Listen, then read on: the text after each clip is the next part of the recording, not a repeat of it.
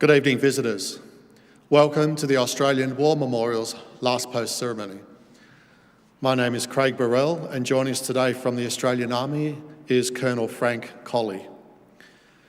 Today, we commemorate the 103rd anniversary of the Battle of Hamel.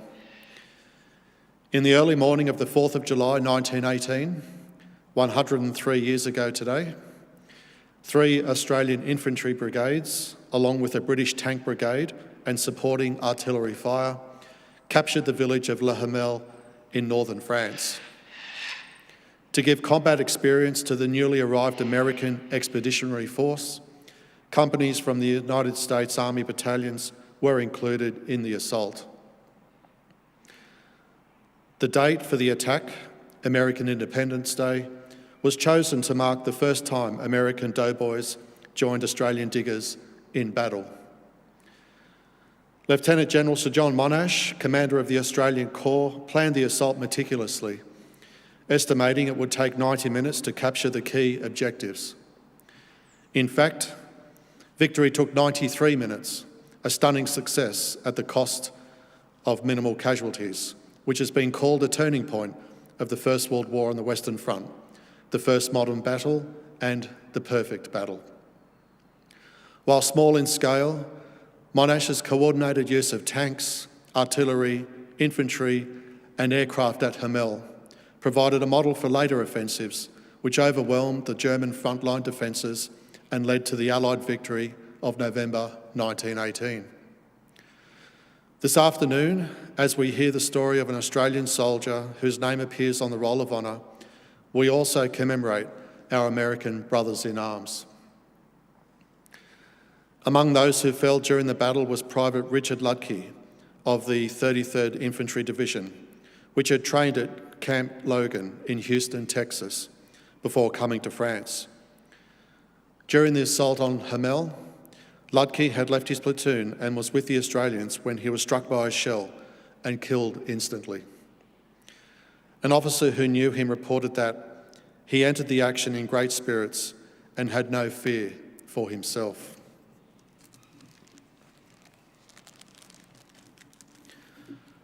Today, we remember the first battle for Hamel. We pay our respects to the men and women who are commemorated here on the Roll of Honour and to the survivors who returned home. We welcome the veterans who have served, those that are still serving, and the families that love and support them.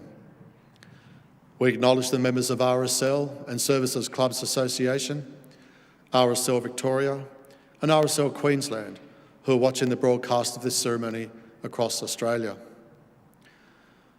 During this evening's ceremony, wreaths will be laid at the base of the Pool of Reflection by visitors to the memorial.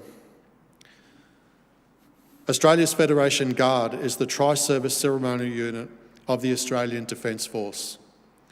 They provide a ceremonial presence at civil and military events and during visits to Australia by foreign dignitaries. The Guard will now dismount the catafalque party from the tomb of the unknown Australian soldier.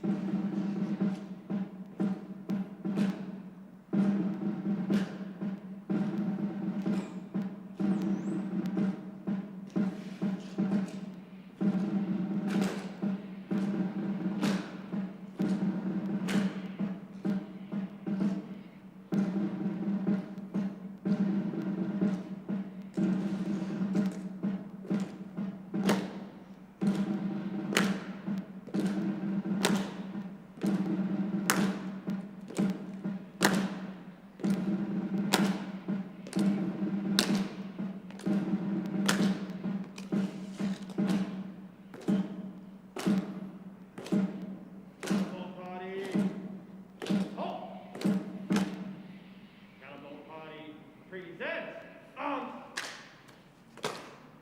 Cannibal Party Reverse.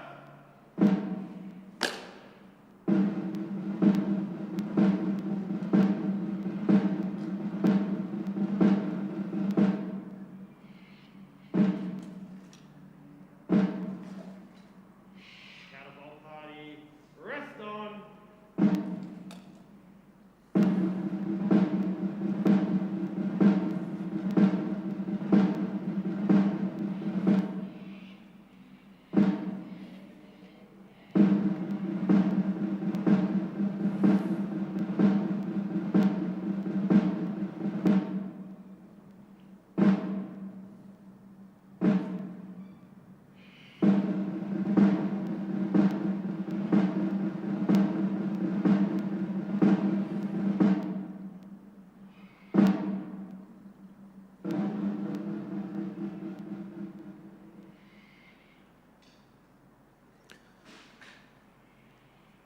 If you're able, please stand and join in singing the national anthem.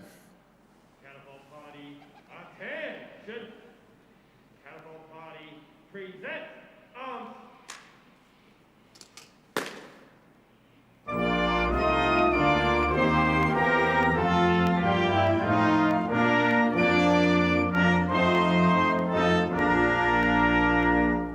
Australians, oh, let us rejoice, for we are one and free, with golden soil and wealth for toil. Our home is good by sea. Our land abounds in nature's gifts of beauty, rich and rare. In history's page, let every stage advance Australia fair. In joyful strains, then let us sing, advance Australia fair. Cannibal Party, shoulder on.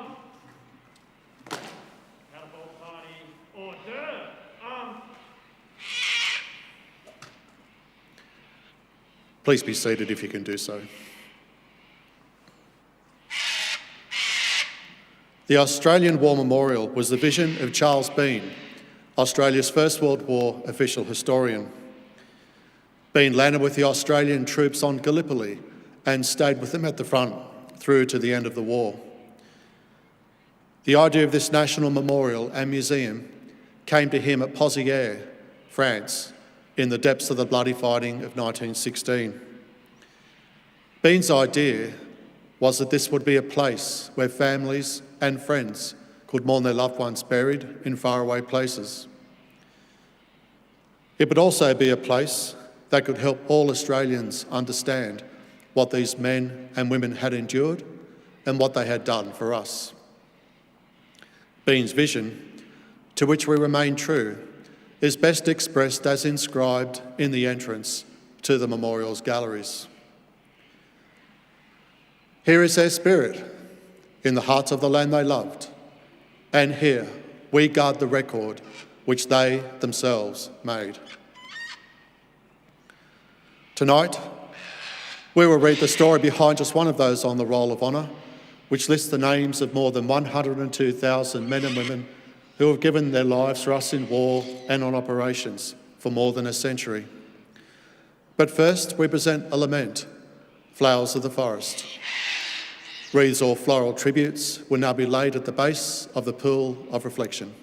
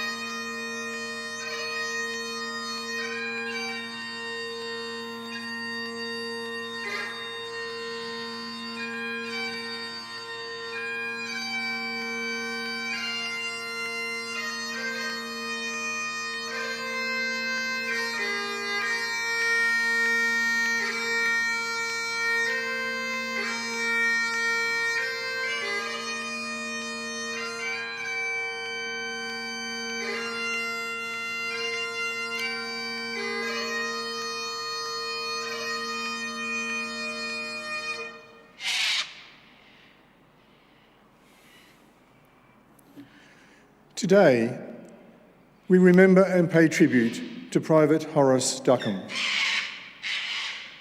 Horace Duckham was born on the 4th of August, 1899, to John and Mary Ann Duckham of York, Western Australia. His grandfather had established a brickworks in York, known as Duckham's, and his father worked there along with his family before inheriting the business. Horace's mother was a well-known York identity who ran a private maternity home, common in the days before public hospitals. Nurse Duckham, as she was known, had a kindly nature and a willingness to assist, which was well known to a large circle of friends. Horace grew up in York, attended the local public school, and went on to work as a baker. Horace Duckham enlisted in the Australian Imperial Force in February 1917. Although 17 at the time, he claimed to be 18 and presented at the enlistment office with a letter of permission signed by his father.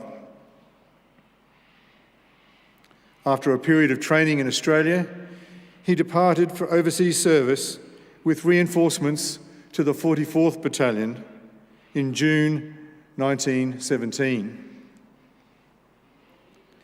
Spending his 18th birthday at sea, he reached England some 3 weeks later.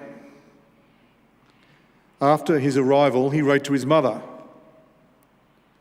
"Well, dear Mum, after 8 long weeks on the water, we have at last managed to reach our destination, and not to my sorrow, because after the 6th week on board, the trip becomes very monotonous. Although I am sure we had some of the finest weather that is possible, and I quite enjoyed the trip. We pulled into Plymouth about 10 a.m. on Saturday, and after spending a few hours on board, we were put into lighters and taken over to Devonport, where we landed.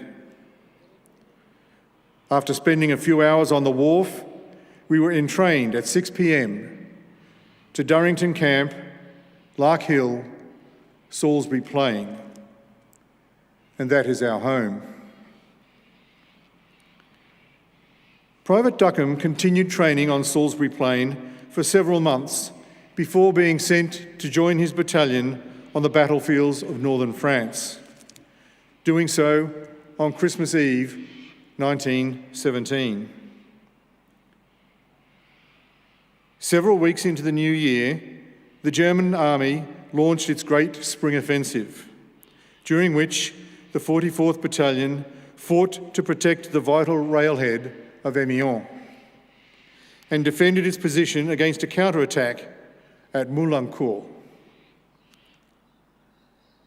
Once the German attacks had been stopped, the Australian Corps began to conduct offensive operations.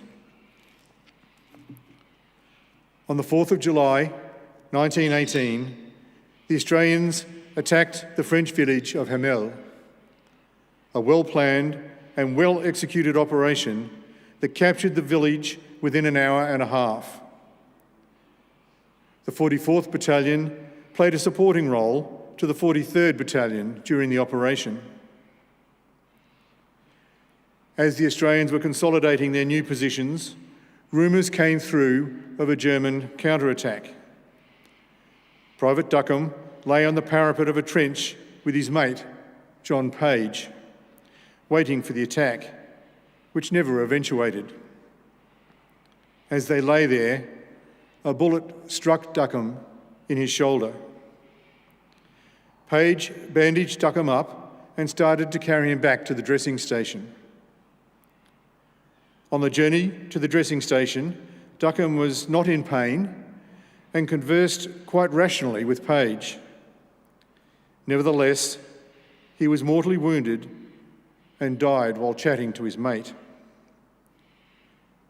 John Page wrote, "He died almost without pain.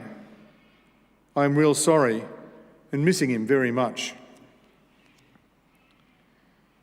Captain Morris Lewis of the 44th Battalion wrote to the Duckham family to say, "Your son was a great little soldier, always cheerful and smiling, and I can never forget how pleased he was when in the enemy trenches captured in front of Hamel. I had a long conversation with him there, and little thought then I would have to perform this painful duty. I can assure you that your son was quite happy with me here and had splendid mates in my company, all of whom, as well as my officers, deeply sympathise with you. I am very sorry to have to do this writing because I liked your son very much and thought a lot of him." Horace Duckham was buried in a hastily constructed battlefield cemetery. After the war, he was reinterred at the Villers-Bretonneux Military Cemetery, where he lies today under the words, "Though lost to sight, to memory ever dear." He was 18 years old. His name is listed on the Roll of Honour on my right, among almost 62,000 Australians who died while serving in the First World War. A photograph of his headstone is displayed today beside the pool of reflection. This is but one of the many stories of service and sacrifice told here at the Australian War Memorial. We now remember Private Horace Duckham, who gave his life for us, for our freedoms, and in the hope of a better world.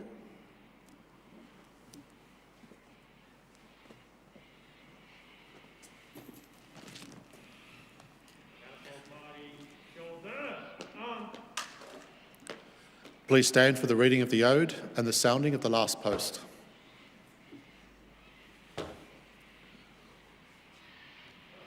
They shall grow not old, as we that are left grow old. Age shall not weary them, nor the years condemn. At the going down of the sun, and in the morning, we will remember them. We'll remember them. Catapult Party presents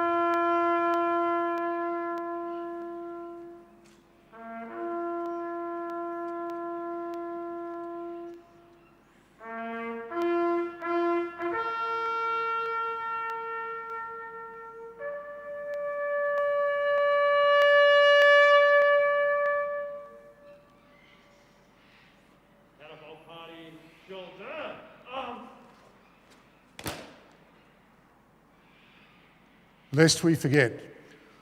Lest we forget.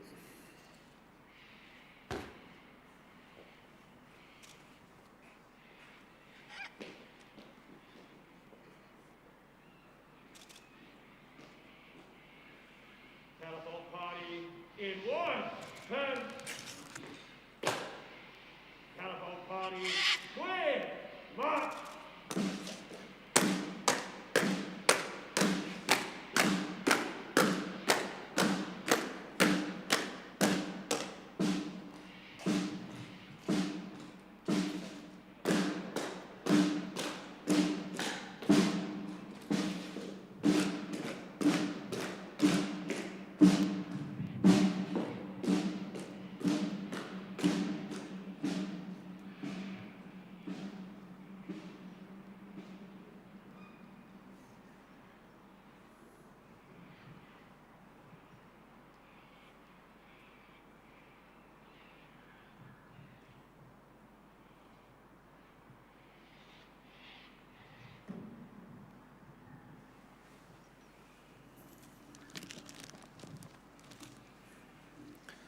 We leave you this evening with the words of the memorial's founder, Charles Bean.